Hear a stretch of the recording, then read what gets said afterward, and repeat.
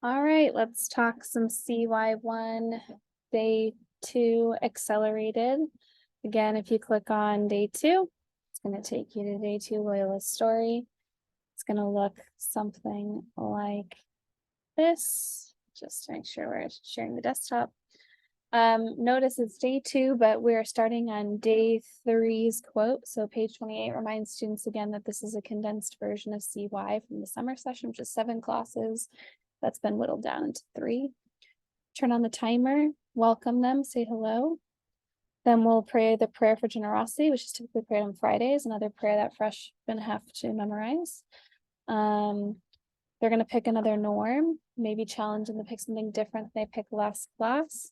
And I would even emphasize maybe what's a good norm for taking a quiz, because they're taking a quiz today.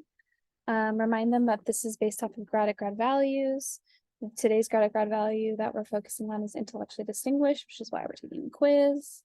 Maybe go over what is intellectually distinguished. I found that most successful classes go over what it means to be intellectual and what it means to be distinguished, and putting those together, they're able to much better grasp the concept because it's kind of a weighty and wordy one. We'll do a homework check. They'll do a Skittle dyad. For my online class, we'll do a dyad or a dice breaker. So they'll take a quiz and they'll do their 6-word memoir. So if I'm in the in-person class, I'm going to take out my phone and have my screen prepared with Canvas app, Genius Scan, and PowerSchool. We are adding that to this curriculum. And then once that's out, you as a teacher will walk around. They should be going to their module scavenger hunt and checking kind of the submission details. You might want to show them how to do this from their end by doing Canvas student view. So again, if I go here and I'm in this class, I go to grades. Actually, what I should do is do it with one that's already going. So if I'm in Aaron's class, student view, click on grades, I should be able to see, pick not a test student. Or I guess it is a test student because they're just where we're at. They should be able to see comments, a little comment bubble on the side here, and they'll click on it, and that's how they respond back to comments that we make. So showing them that, have them do that. Once they're situated and they've checked their homework for a grade, we'll then go to the Skittle dyad. I'll fix the video.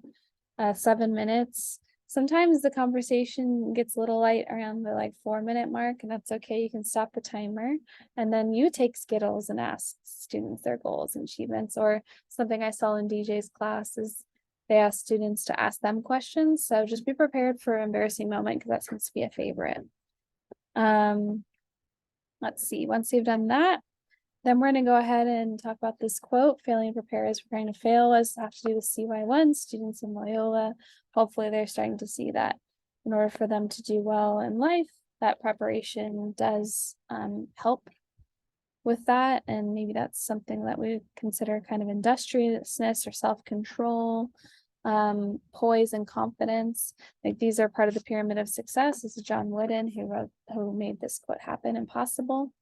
Then we'll do a meditation on the online class. We'll skip this just because it's sometimes hard to with the media online. Talk about Canvas quiz. Now, typically what we would do is have lockdown browser enabled, but since this is an accelerated class and lockdown browser loves to be horrible, we're just gonna make sure that they download lockdown browser, but the quizzes that they're taking won't be using lockdown browser. That said, I think it's important to distinguish and discuss the difference between a new quiz and an old quiz. In fact, I'm going to show you on the transfer curriculum map that this slide looks slightly differently, and I'm going to actually change it so they look the same. So it should look actually more like this slide.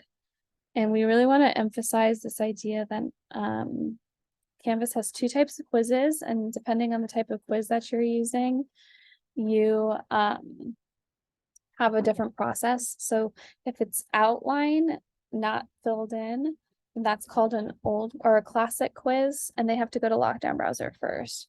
Whereas if it's a new quiz, they actually have to go through Google Chrome to their Canvas, and then they click on day 2 quiz.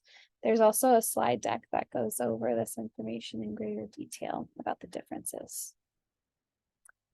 Once they've taken their quiz, go over the results. I think it's important to go over the email etiquette, any of the most missed questions. You do have to change the settings for them to see their quiz results. So you might want to do that on your own end. That's something you have to edit. Then you'll play this game called Count Off. And the object of the activity is to try to count to 20 as a class without interrupting one another. And so the way that it works is they have to count 1 to 20 in numerical order. However, each person, it can't be said consecutively, meaning if I'm in a circle with my classmates, it can't be 1, 2, 3, 4. Nope. It has to be sporadic. And there's no discussion of strategy beforehand. There's no hinting. There's no pattern. So I'm going to actually attach a video, an example of this. So if you want to see it in action, but essentially if like it's me, Jason, Cedric, Randy, and John, it'd be like I say 1 and John says 2, and then over here is Jason, he says 3. But if Randy and Cedric say 4 at the same time, then we have to start the countdown over again. So it's just kind of a fun way to like kind of get the energy out because they've been taking a quiz. Then their assignment from their module scavenger hunt was writing a 6-word memoir. We're reminding them of that. You might even want to read through like, what is the 6-word memoir movement? Why is it important? Why did Loyola choose this? But most importantly, we just wanted a short and sweet version of what does it mean to be themselves, or why'd they choose Loyola in 6 words?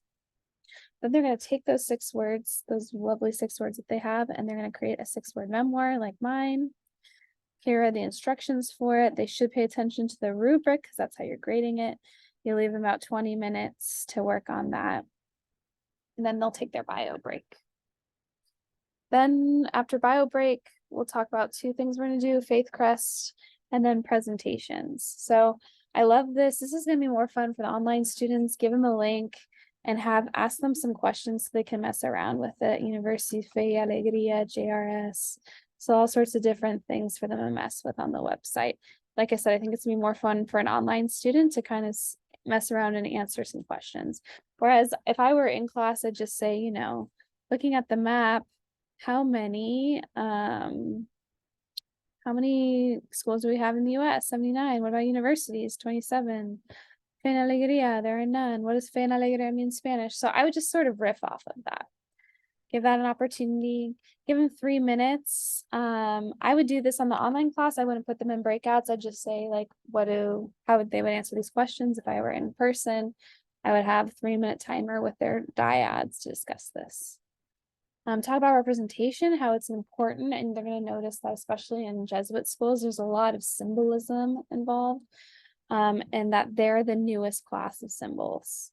And so let's just do a quick test. So hopefully they'll recognize this as Chanel, McDonald's, Target, Mac or Apple, Mercedes, Nike, Honda, Loyola. And what makes this powerful is that we would associate luxury with Mercedes, maybe Chanel and Nike, and maybe like usability would be Honda. And so these symbols represent something more than just the organization, but they represent sort of a quality. And so people look at this crest and it's representative of not only our history, but we're trying to project into the world. And so before we get into it, let's just have students jot down some notes about what they think a coat of arms is and what they think this one particularly represents. Give them a timer. Tell them that the coat of arms for us, it first appeared on Rupert Hall's doors. Then go through the symbolism, L for Loyola. 3, the striped field are our colors, but number 2 is the most interesting because again, it's that red and yellow we're not expecting. And do a little math problem. What's wolves in Spanish, which are lobos? What's plus or and in Spanish is E or Y. And then what's the word for cauldron or pot is olla. So all together we have loboyoya. Loboya sounds a lot like Loyola. And so that's sort of, it's a portmanteau, like pocket monster, Pokemon. It combines 2 words to make a shorter word. So Loyola is a portmanteau. Also, I want you to notice that these colors are the Onas family colors. And why wolves and cauldron, other than the Loyola portmanteau, is actually rumored that there was in Aspatia, which is where the place where Ignatius is from. They had a horrible famine, and the Ignatius family was so generous that they were able to feed the whole village, including the animals or the wolves. And so it's supposed to be a symbol of generosity. So then we want them to compare and contrast these other schools that are also happen to be named Loyola and their crests. And then we're going to invite them to do a presentation where they'll make a copy of a slide deck. They'll work on one particular slide about these other quests in the Jesuit network, particularly Jesuits West. Since we'll have 2 minutes to present, my recommendation again is that you have them send the slide to you and you put it in the slide deck, but again, you do you. And then finally, their what's due in the morning is their 6-word Canva memoir. So notice a lot less homework due the second day around, but it is going to still feel heavy and like they should really catch up on everything. So everything's due to you on Wednesday. And that's it.